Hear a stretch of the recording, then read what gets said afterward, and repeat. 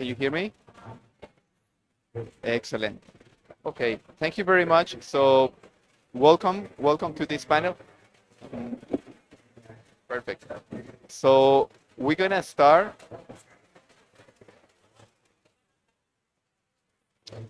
I'm gonna start in English and then we're gonna switch. Okay? So, we're gonna start in English just to make sure that everything is working.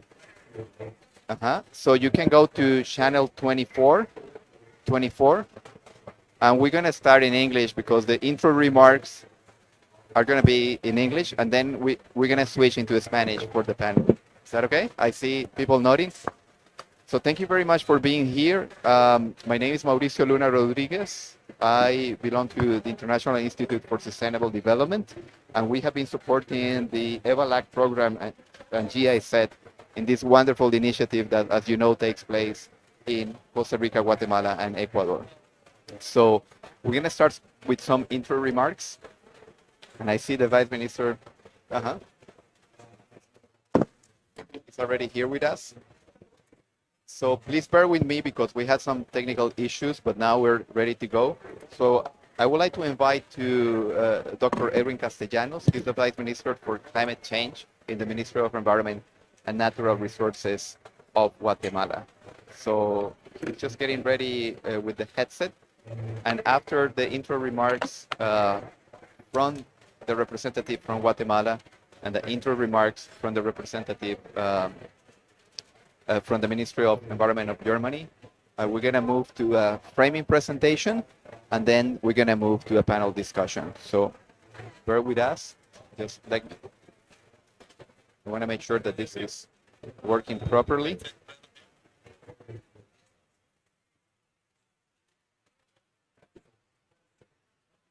Okay.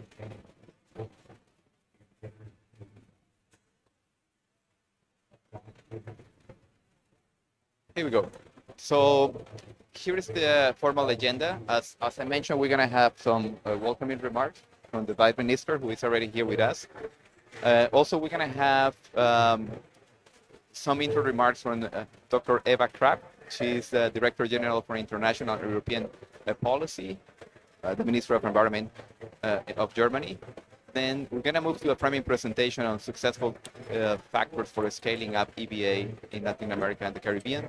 Dr. Astrid Michels, who is the program manager for GIZ, is online with us.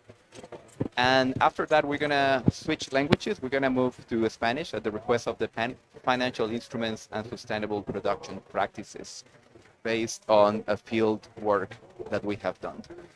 And then we're going to have Andrea Fion, who is the head of Climate Change Department at the Ministry of Environment of Guatemala. Thank you for being with us, Andrea, out of your busy agenda. Also, we are going to have Adriana Bonilla, who is the head of the Climate Change Department at the Ministry of Environment and Energy of Costa Rica. Thank you very much, Adriana, as well. Unfortunately, Jessica Gallegos won't be able to join because she was landing today, is the information that we got, the Deputy Secretary of Climate Change from Ecuador. But kindly, Mr. Gabriel Quijandría, who is the Director for IUCN South America, is going to join us. He's on his way because he's wrapping up another discussion at the moment. And finally, kindly, Andrea Fion is going to give us some key messages at the end. So, Mr. Robert Castellanos, the floor is yours.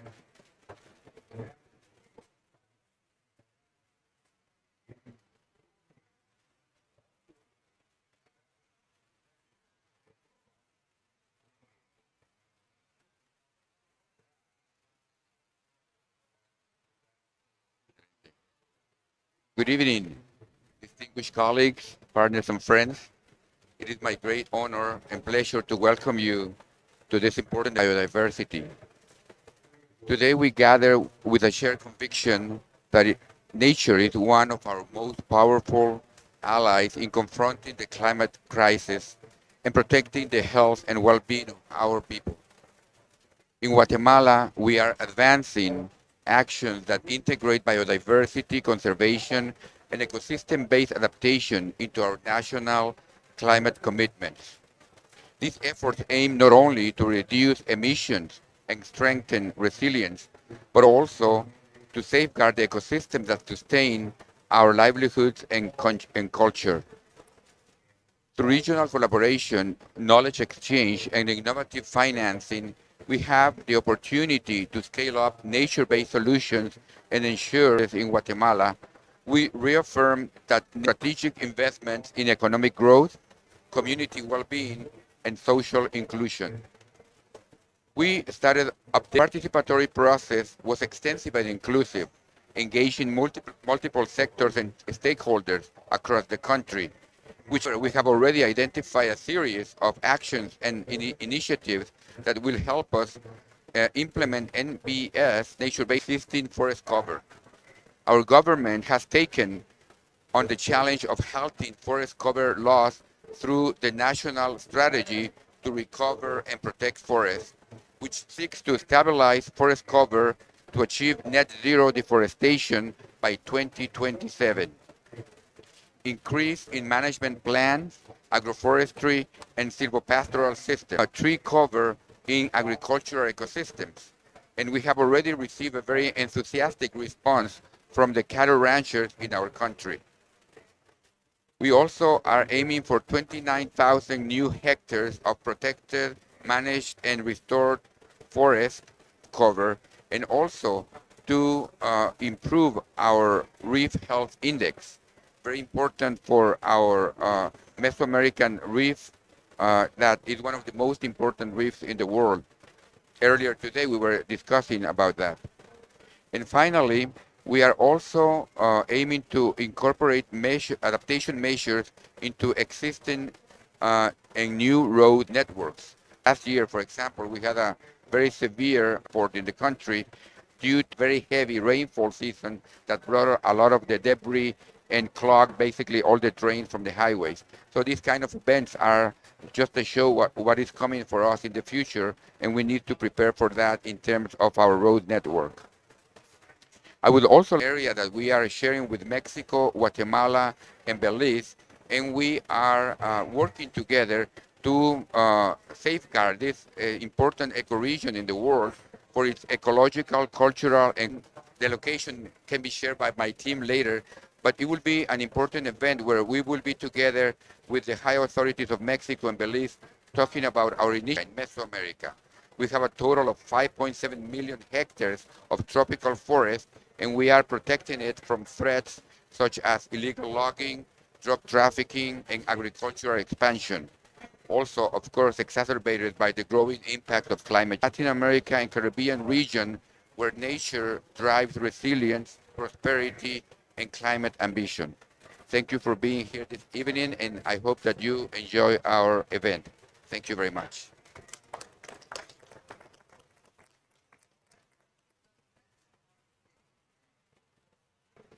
I would like to emphasize consultation takes time and it's a lot of work, so we're looking forward to see the results of that.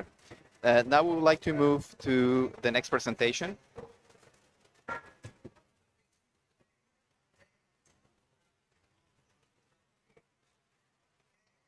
And I would like to invite Alina Eva Kraft, who is Director General for International and European Policy at the German Ministry of Environment. Mr. Kraft, the floor is yours.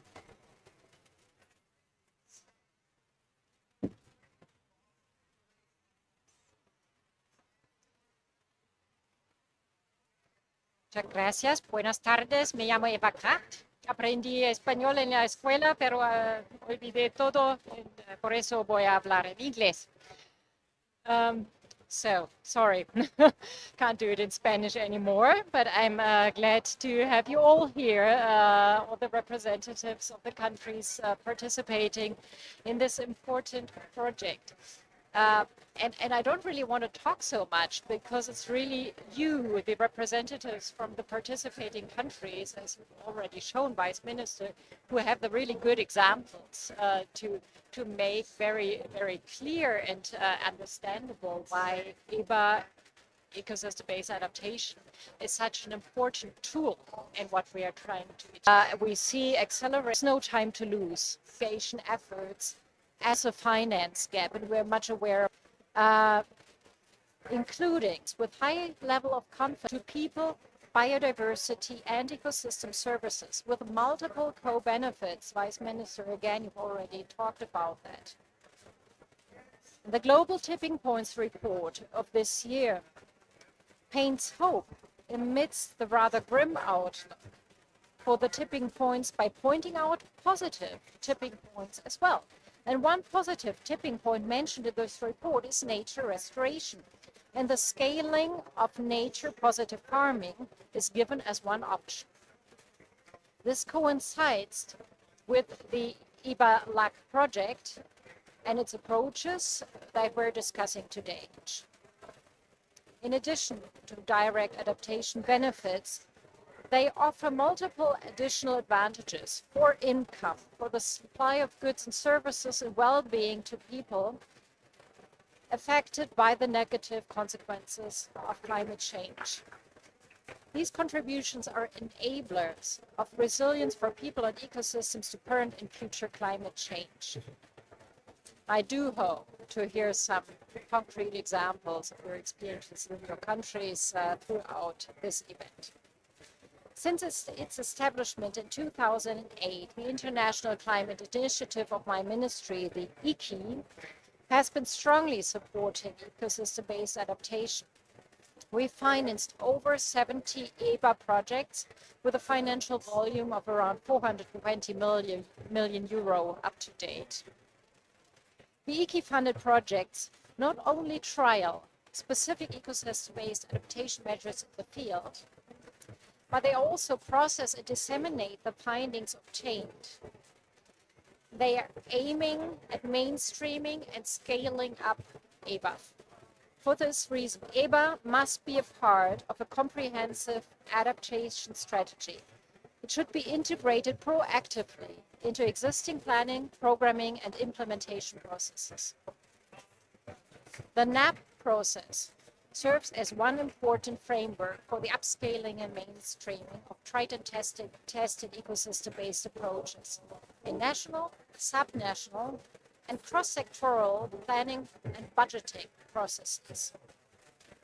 EKI projects focusing on ecosystem-based adaptation have therefore not only contributed to the proof of concept, but continue to significantly raise the profile of the EBA topic, push it on the local agenda as well as in international negotiations, such as this COP, but also under the Convention on Biological Diversity. Scaling up EBA in NDC 3.0 is key to accelerate adaptation actions and that promotes cost-effective adaptation strategies that contribute to biodiversity conservation, climate mitigation, and sustainable development. We truly congratulate the country representatives participating in this EBA-LAC project to have included EBA in their NDCs 3.0. EBA will remain a feature of the EBA community. EBA-LAC, the project Scaling Up Ecosystem-Based Adaptation Measures in Rural Latin America, is one of the large volume EKI projects in this priority field of action. It has the volume of 20 million euro. The project has run since November 2020 in 3 countries, Costa Rica, Guatemala, and Ecuador. The project has produced many interesting and highly relevant learnings. So we would now like to take this opportunity to thank our partners for the excellent work and cooperation. Thanks to all of you for being here. I look forward to the interesting presentations and to learning from all of you. So I will stop here and listen. Thank you. Thank you very much, Mrs. Crash. Now we are going to, well, before we move on, thank you also for highlighting the importance of the local level action, which is part of what this program brings and puts on the table, as well as not only the multi-level coordination, but the cross-sector coordination as well. And I hope those examples are highlighted during the framing presentation and the panel as well. Now I would like to invite to our next presenter who is with us online, Dr. Astrid Mitchells, who is the program manager for GIZ. He's going to give us some framing presentation on the successful factors for scaling up EBA approaches in the LAC region with case studies. Astrid, can you hear us well? Yes, I can hear you well. Can we hear Astrid? I can hear you well. Oh, excellent. Can you we hear can barely hear Yeah. you, so maybe if you can speak up a little Can bit you hear more, me get better? closer Can you hear me to better? your mic. Can you hear me better? It's very, very far. I think that's on your side, but I will try to The speak technicians really are loud. helping us to see if we can solve Yeah. the audio situation. So please bear with us, since, of course, having a hybrid event is always a little bit extra challenging. But I can see the technicians at the back of the stage trying to do their best to solve the situation. We're gonna try something new. Better? Okay. So I was informed that you just need to raise your voice, Astrid, and Okay. speak up a little bit Okay. more, and we'll take it from there. Now, soon we're gonna have the presentation app again, and then if you can just let me know when you want me to move to the next slide. Yeah, I can perfect. assist you with that. Just give us a second to get the presentation. And apologies for that, and thank you for your patience. Here we go. Thank you so much. Espero que me escuchan bien. I'm going to continue. Dr. Eva Kraft, dear Adriana, Gabriel, and Andrea, very happy to have you all there at this side event. 2024 was the warmest year since we can record temperatures. Surface temperatures on land and in water were extremely hot.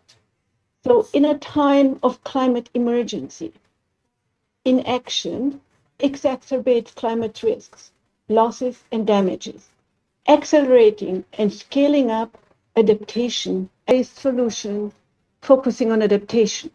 It helps people to adapt to the adverse effects of climate change. It uses biodiversity and ecosystem services and is part of an overall adaptation strategy. For countries to scale up ecosystem-based adaptation, they must establish enabling environments through strengthening individual and institutional inclusive and transparent governance, and fostering tailored and sustained financing mechanisms and instruments. Next slide, please, and I can't see the presentation anymore, sorry.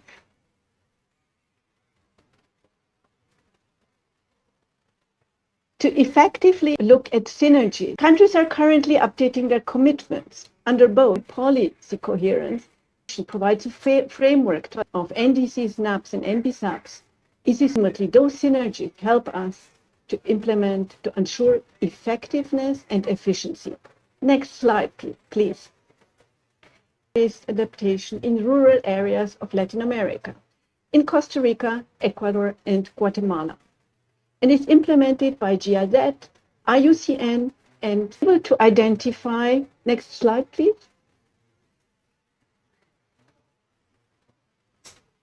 Up EBA, ensure to scale, briefly describe so that factors related to capacity development, such as standards and manuals and tools, or communication and networking, fostering learning networks. And then we have 3 success factors that are scaled through long-term financing, aligning plans with financing, and ultimately the verification of results, which is clue and key to see if we're doing the right thing. We have to measure the effectiveness to understand if we're doing the right thing in our adaptations actions. Next slide. Lessons learned. The 8 success factor approach, are we looking at restoration or conservation? Adaptation thematic sectors were considered. And I'm going to take you next slide, please, through territorial development plans were developed in Manabí, Ecuador, with local governments. So EBA was mainstreamed into planning and management instruments. Municipal, provincial, and national key actors can scaling up EBA important to include youth, governance, but also to respond to their needs. And now we're going from Ecuador, we're traveling up to Costa Rica, was fostered. More than 30 million US actors were application structure services from the agriculture, developing standards and such as developing credit enterprises. And the lessons and include green criteria banking systems through Costa Rica to Guatemala. It was the milpa system, an agroforestry practice that uses corn, squash, and of ecosystem management supported to better adapt to climate. So can bring in their ideas, including those practices, in them. And it is key to engage with you additional knowledge. But what I want to summarize in these factors, such as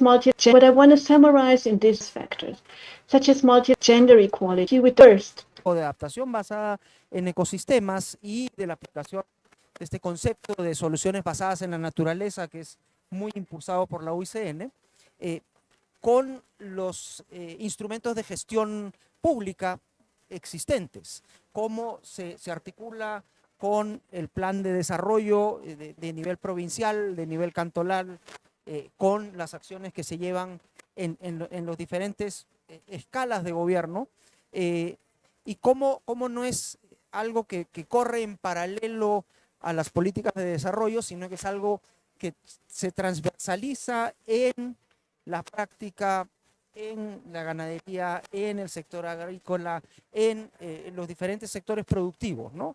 ¿Para qué? Para que haya también esta conexión entre, digamos, el mandato de adaptación al cambio climático con el tema de la generación de opciones de bienestar o el sostenimiento de opciones de bienestar en el territorio. Justo, o sea, el evento del que venía anteriormente era un evento promovido por la Asociación de Autoridades Estaduales Ambientales de Brasil, hablando sobre el tema de las sinergias entre convenciones. Y lo que había ahí era una discusión sobre, tenemos muchas convenciones de Naciones Unidas que generan muchas obligaciones en los países, porque además están las obligaciones de nivel nacional y después se desglosan a nivel subnacional.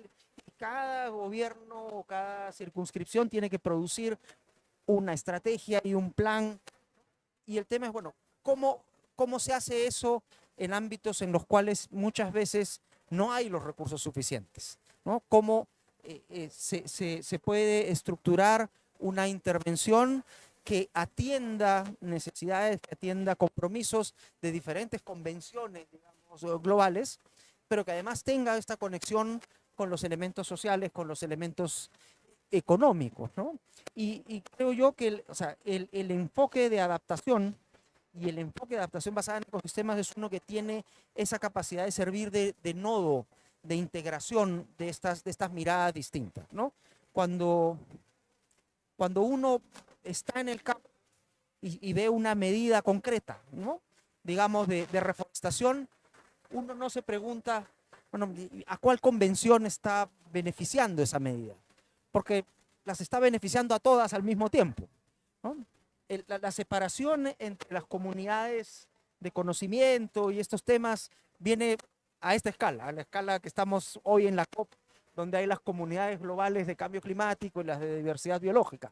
Pero cuando uno va al sitio real donde se deciden las cosas, donde se hace el cambio concreto, no hay diferencia, ¿no? El problema del cambio climático, la pérdida de diversidad biológica, es el mismo, visto desde diferentes ángulos, nada más, pero es el mismo, es el problema del vínculo del ser humano con la naturaleza, con los recursos naturales, o sea, cómo se construye una relación más funcional. Para terminar, simplemente hacer un recuento así súper rápido. En el caso ecuatoriano, la intervención se concentró en la provincia de Manabí, es la cuarta provincia más extensa del país, la tercera en términos de población, que tiene una importante participación en el sector agrícola, ¿no? En la producción agrícola. Y algo particular e interesante es que una de las medidas de adaptación que se identificó tenía que ver con el manejo del bambú, el manejo sostenible del bambú, que está muy presente en la zona y que tiene toda una tradición cultural fuerte. Y una de las medidas o de las submedidas dentro de la medida de gestión tenía que ver con el hecho de aprovechar la cultura musical que existe en una de las zonas de intervención, la zona norte de intervención de este proyecto, donde se llevaron adelante cursos de producción de instrumentos musicales en base a bambú, ¿no? Con hijos de productores agrarios, obviamente entrenados previamente en música, ¿no? Pero, o sea, se hizo una actividad muy bonita, además, o sea, de conexión de la medida de adaptación con también el acervo cultural y el acervo propio de la zona, ¿no? O sea, cómo esta medida o cómo esta intervención vinculada a sostener o ampliar este legado cultural que se tiene, también puede ser una medida, obviamente en una escala muy, muy reducida, pero puede también ayudar a generar un mejor manejo de un recurso que tiene un potencial inmenso de apoyo en la adaptación basada en ecosistemas. Gracias. Muchísimas gracias, Gabriel. Y me quedo con ese mensaje de el enfoque de adaptación basada en ecosistemas como un nodo articulador. Y de hecho, cuando estábamos haciendo el trabajo en campo, claramente cuando uno habla con las personas y ellos implementan las medidas, ellos, por supuesto, no piensan en una u otra convención, en un otro ministerio, sino que piensan en los múltiples beneficios que esa medida en su parcela, en su finca, en su emprendimiento les da. Y eso es realmente parte de lo que hace este enfoque tan atractivo en la implementación. Estamos fuera de tiempo, pero nos gustaría cerrar con algunos mensajes clave de Andrea, unas palabras de cierre, así que te doy el micrófono, Andrea, por favor. Bueno, había preparado las final remarks en inglés, entonces voy a cambiarme otra vez, pero voy a tratar de ser bastante breve. As we conclude this important exchange, ¿está bien? ¿Sí? ¿Se ve? ¿Sí? Okay. As we conclude this important exchange among Guatemala, Costa Rica, and Ecuador, we're reminded that our countries share not only the extraordinary richness of the tropical and Mesoamerica, but also deep commitment to protecting the ecosystems and sustain our people, our cultures, and our economies. Today's dialogue reaffirmed that ecosystem-based adaptation is not only an abstract concept, it is a live practice in our communities, in our forests, in our watersheds, and in our territories of indigenous people, who have safeguarded this landscape for generations. The experiences we shared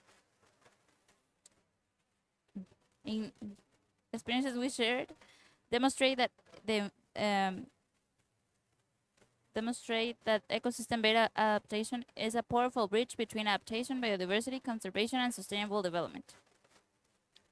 Guatemala emphasized that embedding these practices into our NDC and our national planning instrument is strengthening intersectoral coordination, enabling more integrated monitoring, evaluation, and learning system, as well as Costa Rica.